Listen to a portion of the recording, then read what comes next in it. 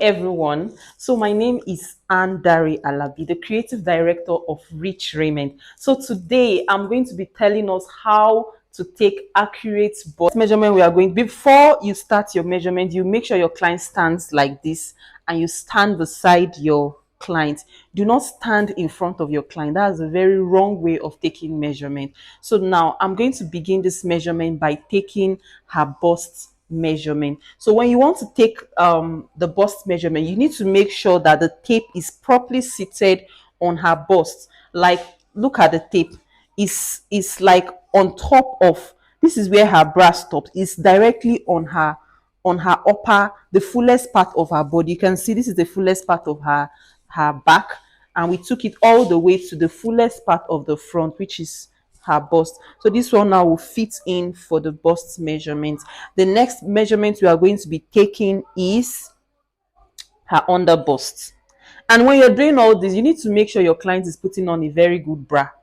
Someone without a bra cannot just come to you and tell you that I want you to measure me. No, it's wrong. Your clients need to wear the proper and the best bra she has for that outfit you want to make. So now we've taken her bust. The next measurement we are taking is her under bust. So we'll measure like this. So the next measurement after the under bust is her, I call it the upper waist. Some persons call it the natural waist. So just do whatever works for you. That part of her body that cinches, that is kind of boneless. So to identify that part on her body, we're going to tell her to, you tell your client to tilt to one part, to one side. So look at how she tilts. You see how she tilts? She has tilted to this part that I'm standing. So at this part, this side is the part that goes in the most, and that proves that this part is the boneless part of our body, and is on this part that you cinch. No matter where your half length, there are some half length you see now that comes down. No matter how down your half length is, the part that you cinch is the natural waist, which is this point.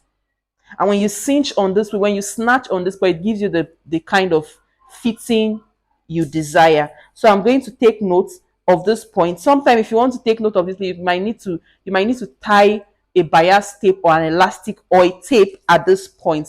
But we are not with any here.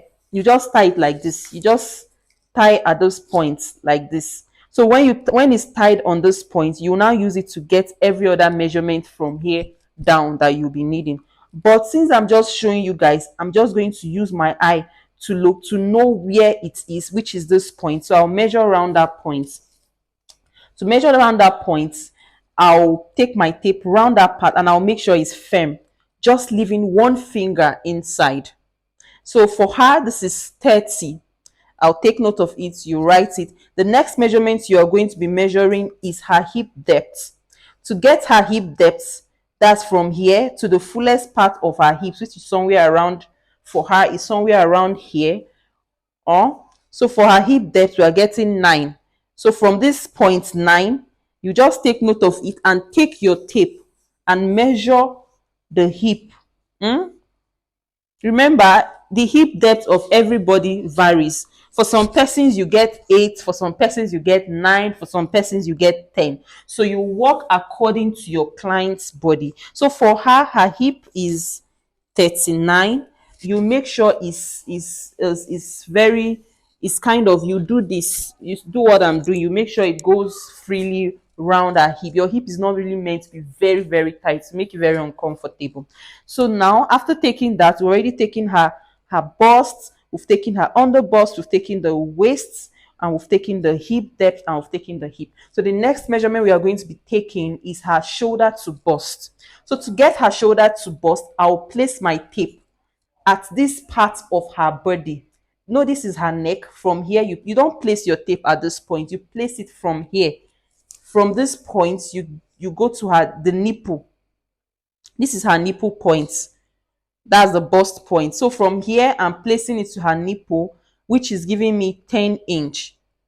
This is giving me 10, and this varies. For some persons, you get 9. For some persons, you get 11. For some persons, you get 10 and a half. So it varies. Just do whatever you are seeing on your tape and make sure you take it accurately. So now, after getting the shoulder to bust, the next thing I am going to be getting is her under bust. That's the shoulder to under bust. To get the shoulder to under bust, from here you measure it to this point. Mm? And we are getting 13, which is okay. For some persons, you get 14, some persons, you get 15, some persons, you even get 17. I've even worked with 19 before. So it all depends on how voluminous the person's bust is. The next thing you're going to be getting, you remember that you just assume now our bias tape is still tied on this side that she tilted to before. So you get the half length, that's the natural waist. You get, which is giving us 16 and half. And as I said, your half length could be, and it could be longer than this. There are so many styles you see these days, you see that it comes a little bit down, so it all depends. But if you're going to be doing any snatching, it has to be on your natural waist. That's your original waist measurement. That's that part that is boneless. That is where you snatch. The reason why it's called boneless is because you can snatch and it will still go, but it's because there is no bone. There's the bone at that point is there's no really bone at that point, so you can snatch as much as you want. The next measurement we are going to be taking is her. If you are going to do a blouse, you get the blouse length, which should, for her, it should be 25. She can even make use of 24 depending on how long she wants it to be. So the next measurement we are going to be getting is, if you can notice, you see that my hand still remains on this under bust. My hand is still here, and I'll get the length. You get the length. Your length is, it varies depending on how long you want it to be. You take the length. So after taking all the front measurement we need, the next thing we are to do now is to get our client's back measurement. To get your client's back measurement, she's like this. I'll get the first measurement I'm going to get for the back is the shoulder measurement. So you measure the shoulder.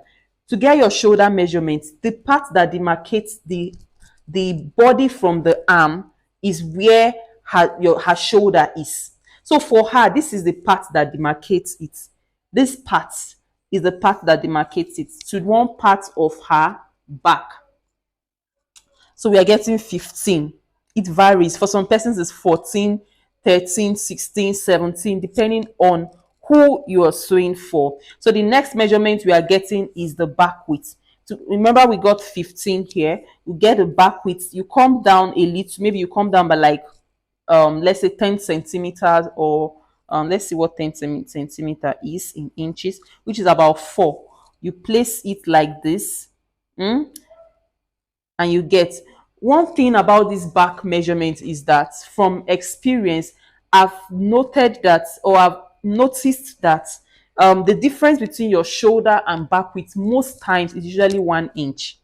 So there are times your client might send you the shoulder measure, because that's what most clients does. They don't really know how to take the back width. Even if they don't send your back width measurement to you, just know that to get your back width is just the difference, 1 inch difference from your shoulder width. So if your shoulder is 16, it means that your back width is going to be 15. If it's 15 shoulder, back width is going to be 14. That is how it works. So the next measurement we are going to be measuring is her back length. This back length is very important because our front and back can never be the same. Because of our busts in front makes our front length longer than our back length. But when you wear the outfit, everything balances very well. So because of that, remember we got about 16 and a half for her front. For the back, you place the tape on that bone, on the nape of the neck. That's that bone, to the deepest part of her back. And this is the deepest part of her back, which is giving me 15 inch. So it means that the difference between her front and her back is just 1.5.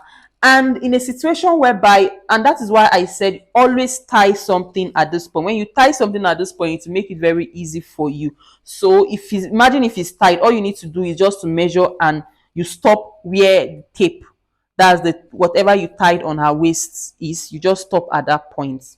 So the next measurement we are going to be measuring, before I forgot, is her nipple to nipple and the chest width. So to get the nipple to nipple, just go across from this part to one part of her armhole.